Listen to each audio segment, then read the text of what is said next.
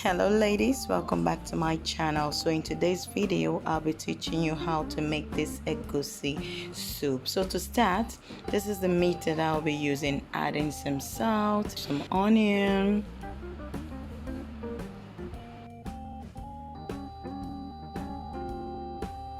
some beef cubes. As you can see, I'm trying to crush them in.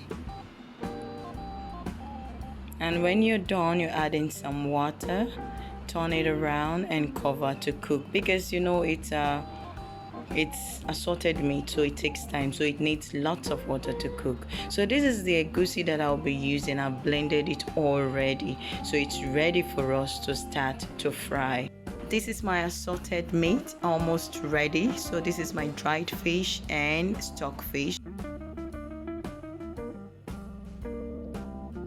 So now just give it a stir, cover it, let it cook for a while and set it aside, and get ready to fry your egusi, to prepare for the egusi soup. So I'm just gonna turn it around, give it some time, close it, let it cook for a while and pour it out into another bowl, because I'll be using this pot for my soup. So now all that is done, oil is ready, in goes the onion. Give it a little stir. Do not wait for it. We do not want the oil to bleach, okay? So once you've given a good stir, start to add in the egusi.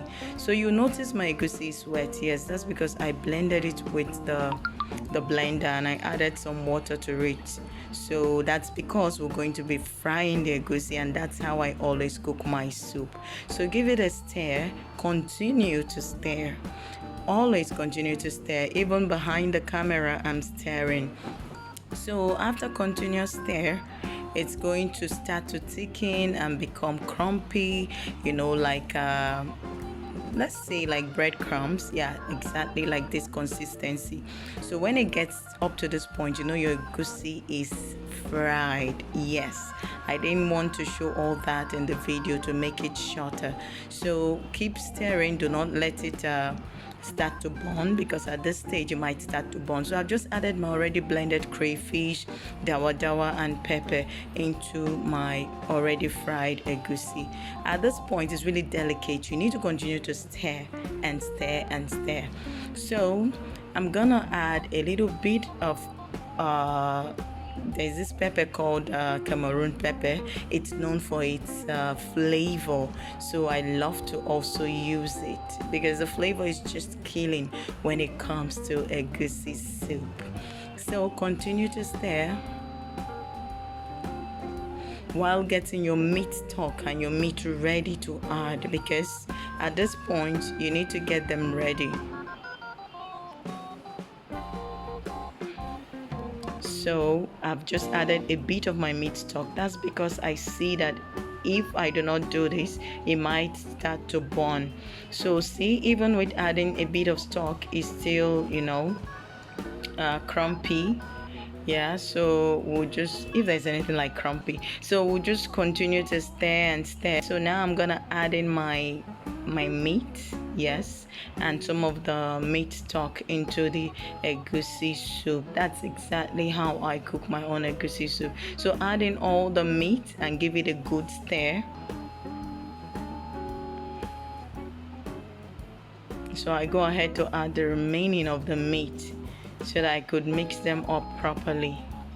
So now all the meat is added and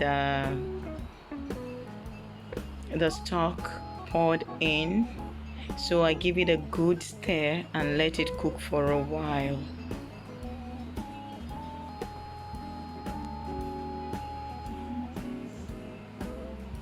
So while this is happening, ladies, do not underestimate the power of egusi soup. See, a correct egusi soup is something to die for in Nigeria. You know, ladies, when I keep telling you food, we Nigerians, we love food. We love home cooked meal. And this soup, yes, it took time for me to get to the stage, because of course I did a lot behind the scene, but of course I won't need to show everything. Just in case you have not typed on that like button, please, ladies, go ahead, support your girl, tap on it, like it. If you have not subscribed already, do subscribe. because I talk everything Nigerian, including food, lifestyle, culture, customs, traditions, news, anything. That's what I do.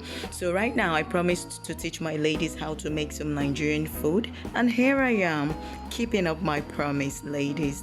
So at this time you will notice that I've just added some water, because trust me, fried egusi needs water. While you're cooking, it may seem like it's not so thick. Wait until you set it aside and it gets a little bit cold or cool. It's gonna become so thick. So you want to add some water and salt, and this is when you add your final seasoning, the stock cube. Yes, this is the moment of truth, to make sure that everything is exactly the way you want it to be. So right now I have just done that and given it some time to cook, and then I will be adding my bitter leaf. Fresh bitter leaf, guys. There is nothing like fresh bitter leaf in your egusi soup. So add it in, give it a nice stir so that it goes inside. Of course, bitter leaf will need to cook for a while. If you're using ugu, spinach, or any other kind of leaf, this is the part where you just add it in, close the pot, give it a stir, and put it down. But when you're using bitter leaf is a bit strong and you need it to cook. So give it a good stir.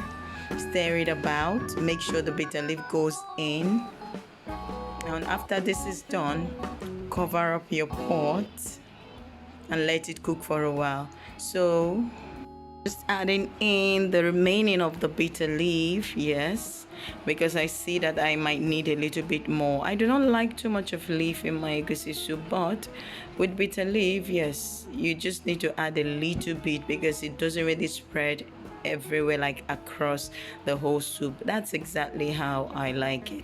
So just stir and stir, and like I told you, when you're done stirring, you cover up and leave it to cook for a while. Ladies, try cooking your egusi soup in this way and tell me exactly how it turned out. I would have loved to give a detailed video of how I prepared everything, but believe me, it's gonna take a lot of time. So this is how my egusi soup is doing right now. All things added, pot closed. Now I'm going to check to see how it's doing. So you see how it is right now, becoming thick again. Like I told you, fried egusi becomes so thick when you put it down. So you might want to add a bit of water. I don't like the soup so watery, but just add a bit of water so that it doesn't get so thick that you can't even enjoy the soup. So this is how my soup turned out. I hope you liked it. Try it and send me your feedback.